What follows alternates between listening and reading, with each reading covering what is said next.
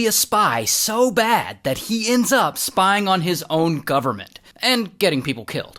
Now, the guy's name is Bob, and Bob really wants to be like 007. I mean, he used to read those James Bond books as a kid, and now that's the life he wants. But unfortunately for Bob, he's nothing like James Bond. He isn't smooth or athletic. In fact, he's just a nerdy accountant. So he's like, fuck this, I'm gonna spy on someone. So he starts spying on his own wife, this woman, Bonnie.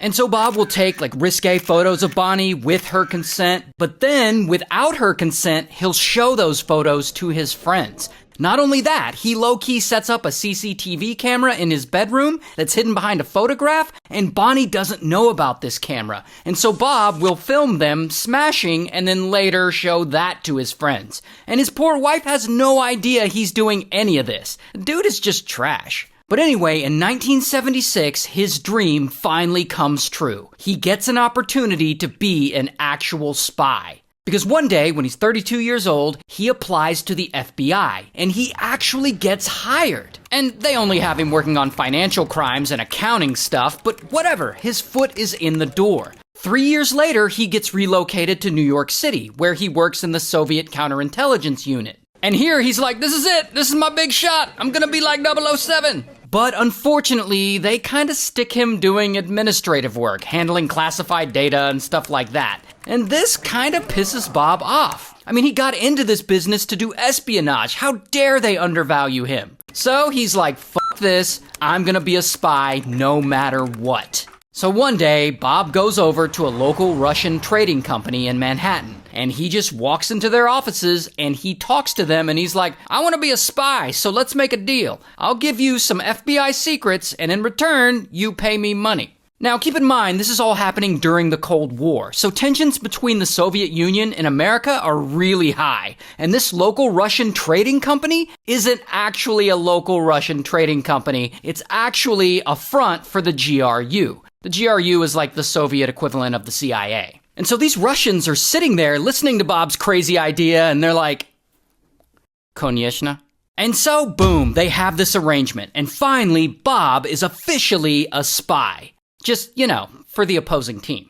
And soon he's communicating with the Soviets over encrypted radio transmissions, and they dead drop him cash. And he's telling them about some Soviet places that the FBI has bugged. He's telling them the names of suspected Soviet informants for the FBI. And some of these informants he's naming end up getting arrested in the Soviet Union or executed over this. But Bob don't really care. He got what he's always wanted, plus he's getting paid. So he keeps feeding them more information and more information for about a year. But then, in 1980, he gets caught. But not by the FBI. They still have no clue he's doing any of this. Bob gets caught by someone else. Because one day, Bonnie, his wife, is at home, and she walks into the basement, and Bob is there. And he's like, don't come in, I'm wrapping presents. But actually, he's looking over some communications with the Soviets. And she actually catches him in the act with these letters that he had written to them. Now, at this point, Bonnie could turn him into the FBI, but she's not going to do that. She loves Bob. And she's also super religious. So instead of all that, she takes him to her church, to her priest, to confess. And so Bob goes and he confesses all this espionage he's been doing to this priest. And the priest hears all this and he's like, holy shit. And now the priest wants to turn Bob into the FBI. But instead, he makes him a deal. He tells him that he won't turn him in if he agrees to donate all the money he made from the Soviets to charity, which at this point he's made around $30,000.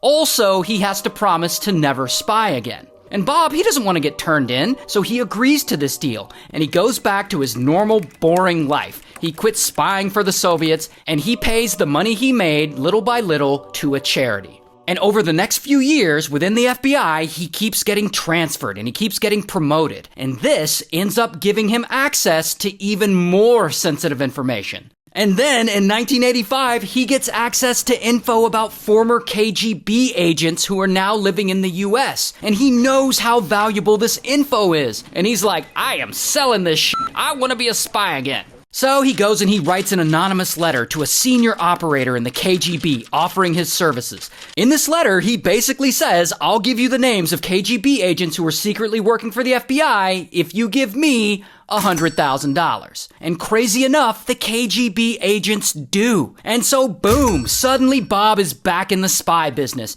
and he just made $100,000. So for the next 6 years, Bob hands these KGB agents U.S. secrets, sensitive U.S. information, blowing people's covers, snitching on people, and the KGB pays him tons of money in return via dead drops. But then, if you know your history, something really crazy happens. In 1991, the Soviet Union suddenly collapses. So now you've got all these former KGB agents who are approaching U.S. intelligence agencies and feeding them information and exposing their U.S. informants. And so Bob, he starts to get worried. What if they snitch on him? And so he's like, all right, this is too risky, time to quit. And he slows his spying down to a crawl. For years. Then, around 1999, he's like, all right, let's get things going again. And he starts feeding Russia sensitive FBI intelligence information. And they're paying him. They're paying him really well. So at this time, Bob has been doing this scam for nearly 20 years. And he's made a ton of money from it. And it seems like bro is just never gonna get caught.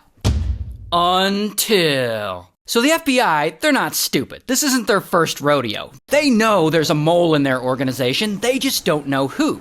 So they find former KGB agents and they start offering them money to give them information on any FBI moles, past or present, who may have sold them secrets. And then finally, one former KGB agent agrees to hand over a file about FBI moles that the Soviets had worked with. From these files, the FBI is able to extract that the mole is their own long-term agent, Bob. However, the FBI doesn't swoop right in and arrest him. No. Instead, they don't say anything to him. They just promote him. Like they pay him more, but they move him to FBI headquarters where they give him a bullshit desk job so that they can watch over him closely. Because they want to catch him in the middle of making a dead drop to the Russians. They even assign him a new assistant to help him at this new job. That assistant, of course, is really assigned to spy on Bob, because they're just trying to collect evidence on him at this point. But anyway, eventually, Bob goes to a local park to make another dead drop to feed information to the Russians, and finally, bam, the FBI swoops in and they arrest him. This is actual footage of the FBI arresting him. Also, here's his mugshot. And so, at the end of it all, Bob had been spying for the Soviets in Russia for over 20 years and had made around $1.4 million from it. And so Bob, he takes a plea deal, and instead of death, he gets life in prison. Here's actually a picture of him